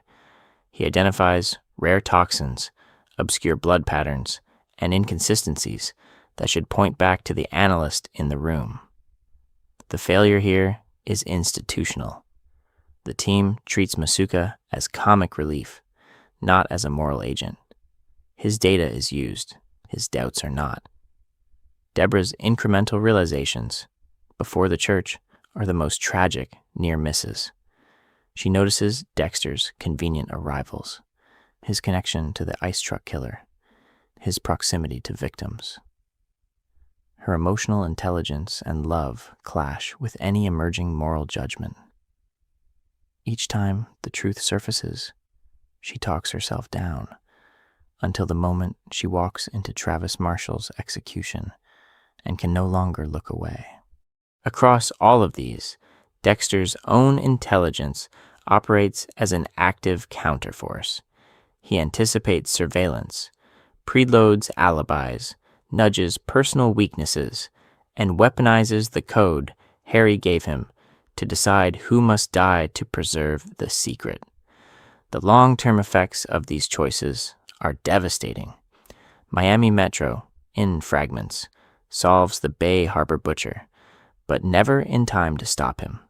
So the real question becomes, when every near miss leaves a body or a broken conscience behind, what happens to the people who survive long enough to carry those suspicions into the next case? So the real question becomes, when every near miss leaves a body or a broken conscience behind, what happens if even one survivor carries perfect clarity instead of doubt? Imagine Miami Metro with a single extra level 7 intelligence embedded in the squeeze, where Dexter's analysis quietly nudged the narrative toward a lone, dead suspect. Pattern interrupt. What if that mind never looked away? No gaslighting, no convenient explosions, no Lila to burn the cabin and erase the primary accuser, a surviving Dokes with a promotion, or a Deborah who never loved Dexter at all could demand task force level resources. FBI profilers are brought in. Dexter's proximity to multiple killers, his uncanny habit of being near abductions, his disappearances during key murders all become data points instead of gut feelings that get buried. From there, the timeline collapses. A level 7 with authority subpoenas, GPS logs, marina footage, and phone records. Old crime scene photos are re-examined with Dexter himself as a variable. Masuka's sharpest forensic observations, usually treated as background noise, suddenly matter because someone is connecting them across seasons of cases. The code that once kept Dexter invisible becomes a pattern in itself. targets who slip technicalities, victims who match Harry's private frustrations with the system. Under that pressure, Dexter's strategies would have to mutate. Fleeing Miami early becomes not an abstract escape fantasy, but a rational survival response. The code might bend toward killing colleagues, not just predators, as the only way to neutralize a relentless internal hunter. Every choice becomes more desperate, less principled, accelerating the moral collapse already hinted at in his life with Rita, Deborah, and Harrison. This thought experiment exposes how contingent Dexter's success really is. He is brilliant, but his career as a careful killer exists in the narrow gap between his own intelligence and a department that mostly hovers below level 6.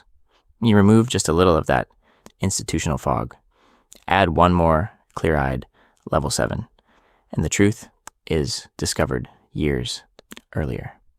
We're going to dive deep into exactly where each major character falls on that spectrum next. The theory is in place. The near misses are on the table. Now, it is time to rank Miami Metro, one by one, across all 7 levels.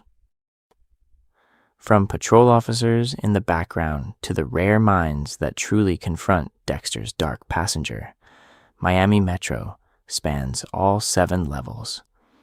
To make sense of every near miss and every tragedy, we're going to dive deep into a definitive ranking that turns vague impressions into a clear hierarchy of perception and denial. Let's kick things off with Dexter. The way he locks onto romantic chaos would have been an event that changed the entire trajectory of the Bay Harbor Butcher narrative. Level 4 is Vince Masuka's territory. Forensic intelligence, gallows humor, and a near-perfect read on blood and trace evidence. Masuka repeatedly generates the data that could expose Dexter, from blood-spatter interpretations to odd lab anomalies. The problem is not his mind, it is his framing. He assumes the system is basically sound, never suspecting that the most meticulous analyst in the room might be curating victims. Level 5 is Captain Lagerta. She blends political awareness with real investigative grit. Her private Bay Harbor Butcher reinvestigation, using marina records and bloodslide patterns, brings her closer to Dexter than the FBI ever did. But her institutional lens is also her cage. She underestimates how far Dexter will go to protect the code, and her death becomes one of the clearest long-term effects of Miami Metro, hovering just below true clarity. Level 6 is shared by Harry and Dokes. Harry recognizes Dexter's urges to kill and builds the code to manage them, a brilliant but catastrophic moral calculus. Dokes, meanwhile, is the only colleague who relentlessly tracks Dexter's movements, reads his flat affect, and confronts him in that Everglades cabin. Both men see more than anyone else, yet both die before they can fully translate insight into justice. Level 7 is reserved for Deborah and Dr. Vogel. Deborah not only discovers Dexter mid-kill, she lives through the emotional collapse that follows, constantly weighing love, duty, and the unbearable truth.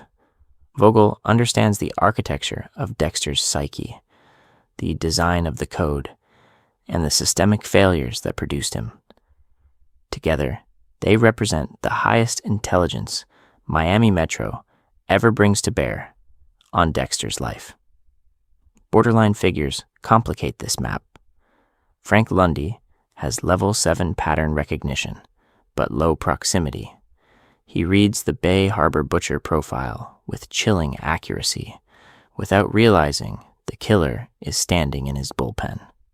Deputy Chief Matthews operates at a high institutional level, trading favors and protecting reputations, yet his moral cowardice drags him down, making him an enabler rather than a seer. This ranking is not an absolute truth. It is a structured lens. Shift any major player up or down a level, and the story warps. A level 4. Batista might push Masuka's data harder.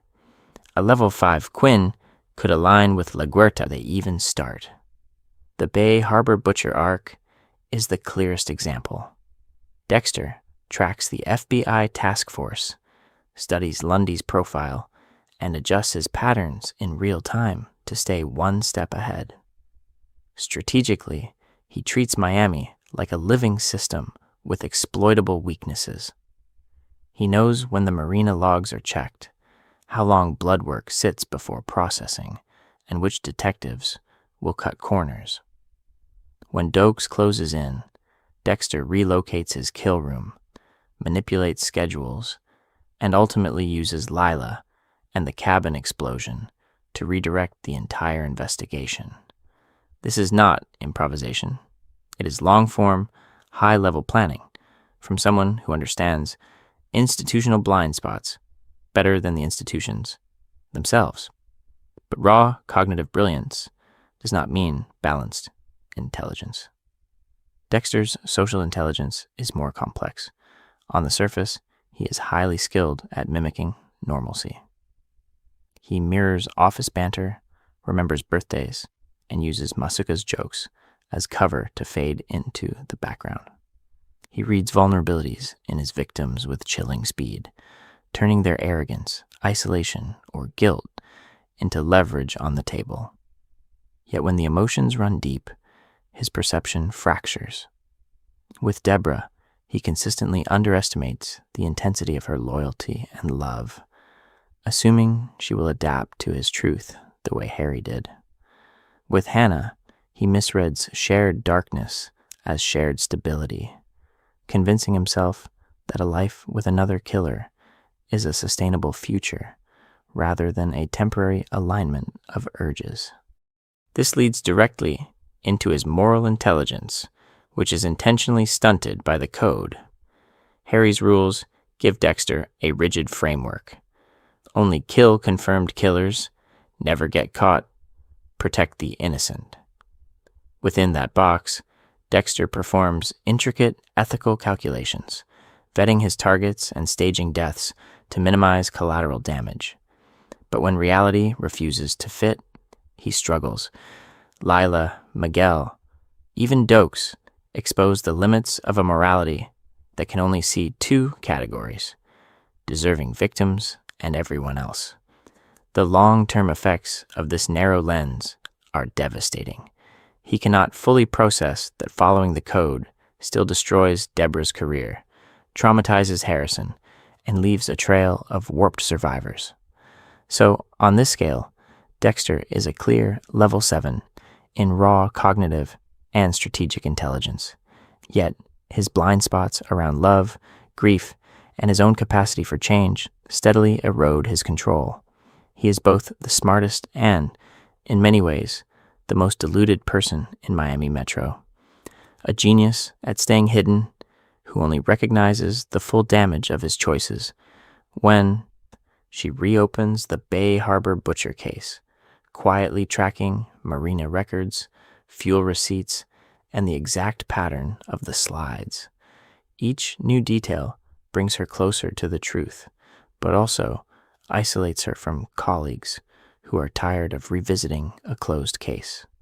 Her intelligence is not merely ignored. It is treated as a threat to institutional comfort.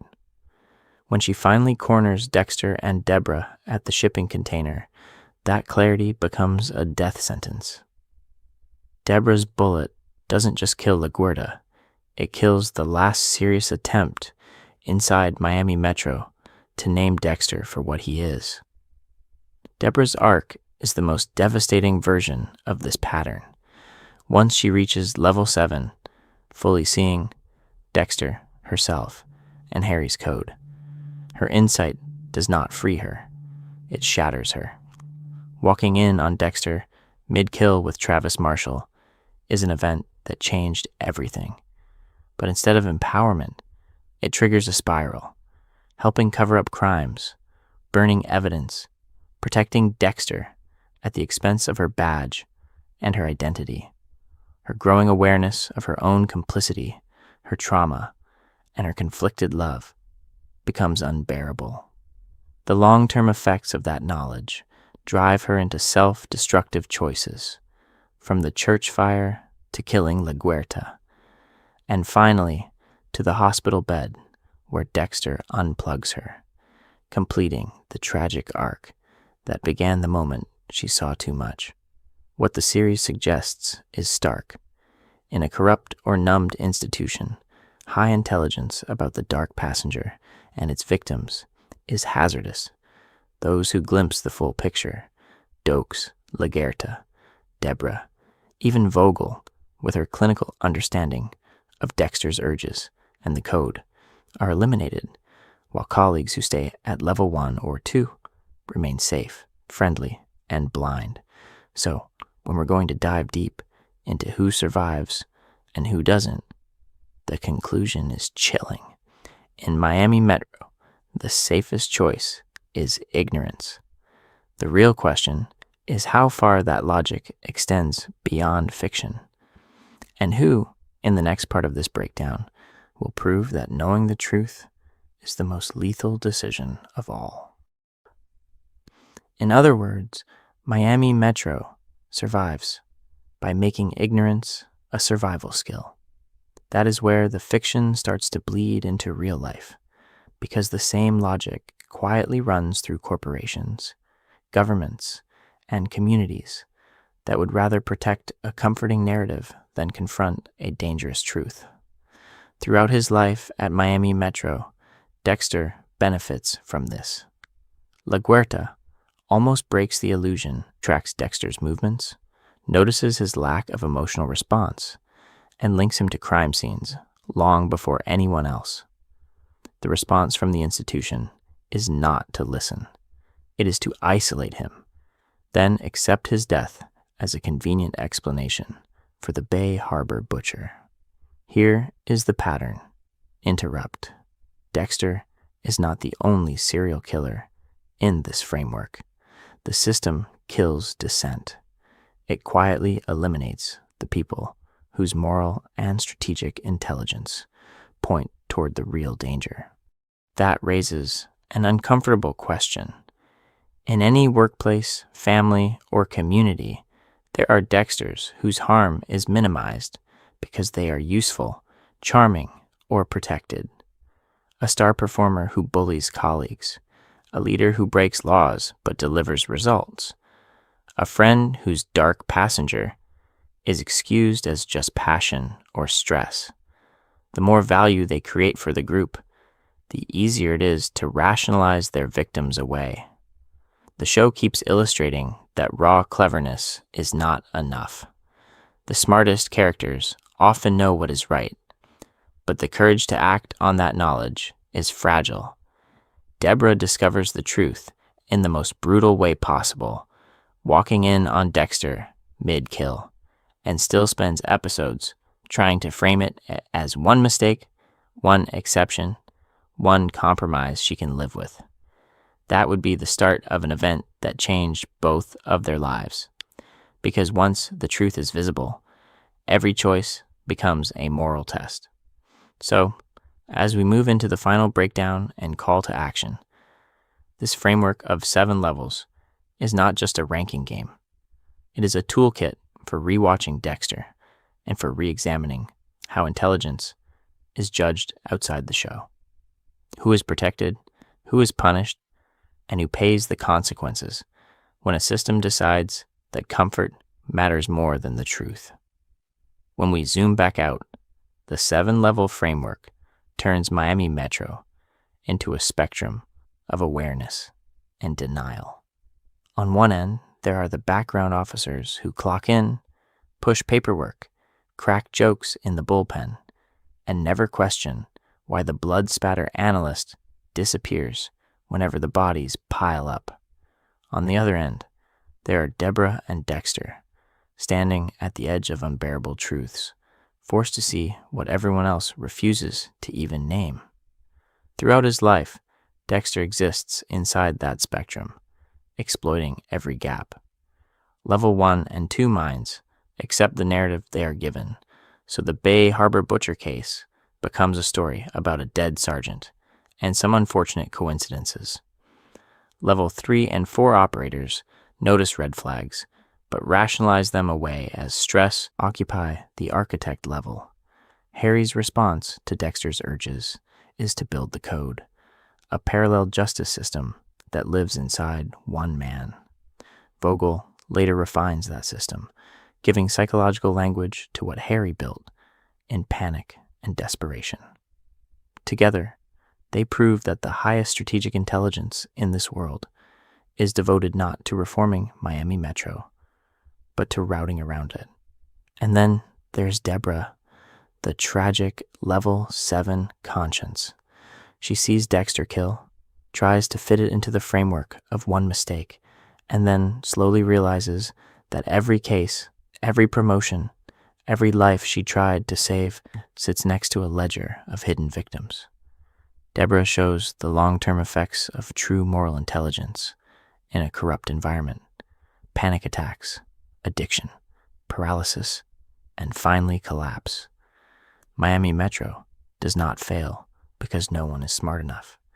It fails because its sharpest minds are isolated, undermined, or morally compromised.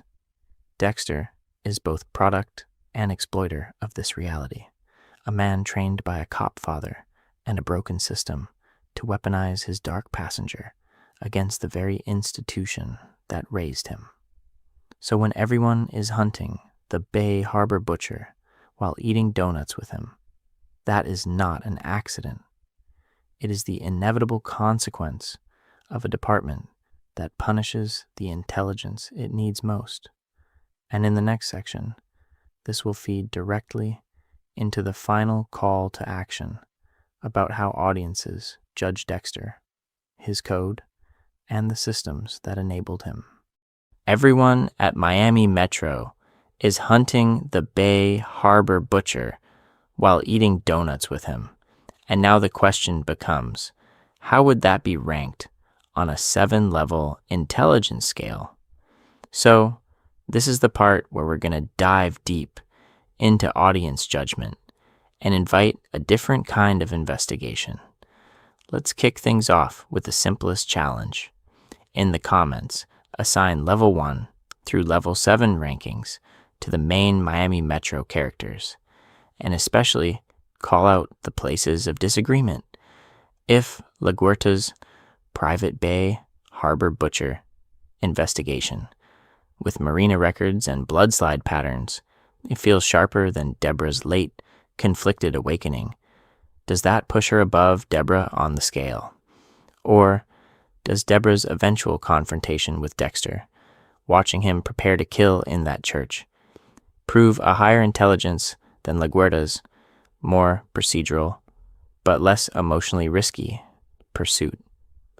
Throughout his life, Dexter relied on Deborah's love as a shield, which raises one of the core questions from earlier.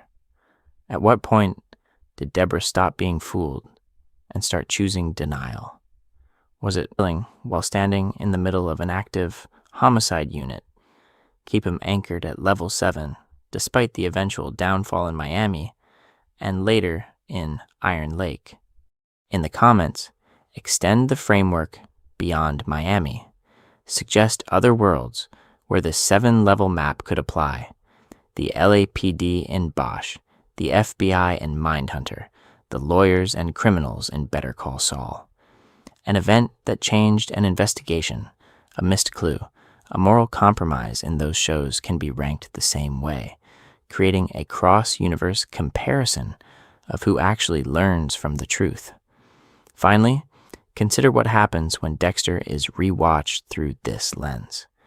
Every joke from Masuka, every glance between Deborah and Dexter in the bullpen, every missed clue around the missing blood slides becomes part of a larger intelligence map, and the long-term effects of that map will carry directly into how the series and Dexter's code are judged in the final section.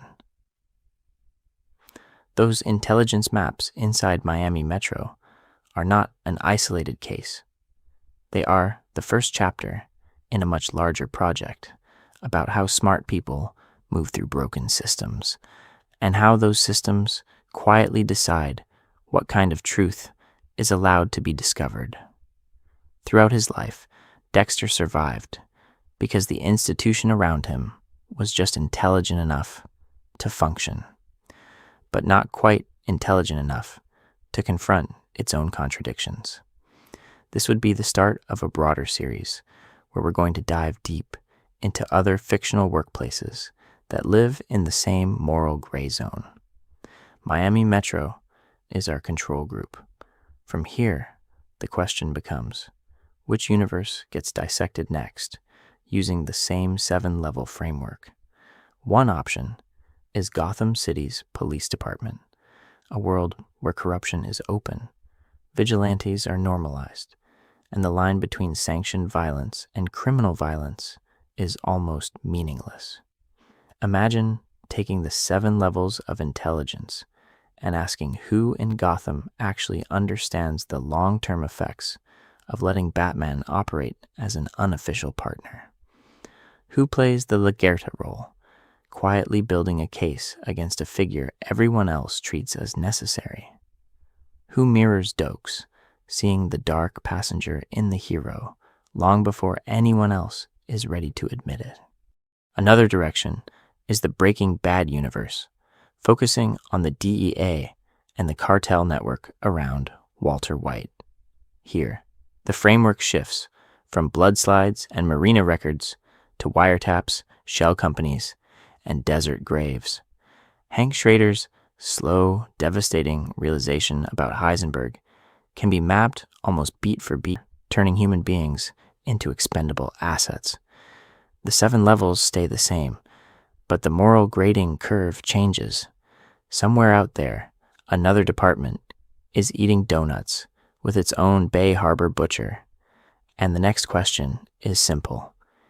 In the next universe on this channel, who is actually smart enough to notice first? From that question, we cut to Miami at night. The coastline is a ribbon of sodium orange and neon. The ocean, a black pane of glass where waves erase evidence faster than any shredder. The camera glides low over the dark water, skimming the exact kind of current where Dexter once wrapped his victims in plastic and pushed them over the edge, every splash a secret bargain with the deep. Then the frame tilts up. Past the marinas LaGuerta checked, past the slips that almost gave Dexter away, up toward the glowing windows of Miami Metro. Fluorescent light hums behind the glass. Silhouettes move around whiteboards and evidence bags. And somewhere in that grid of rectangles, the Bay Harbor butcher once labeled his own blood slides. Throughout his life, Dexter believed intelligence meant outplanning everyone else, staying 3 moves ahead, never letting the dark passenger be discovered. Yet this world keeps showing a harsher definition.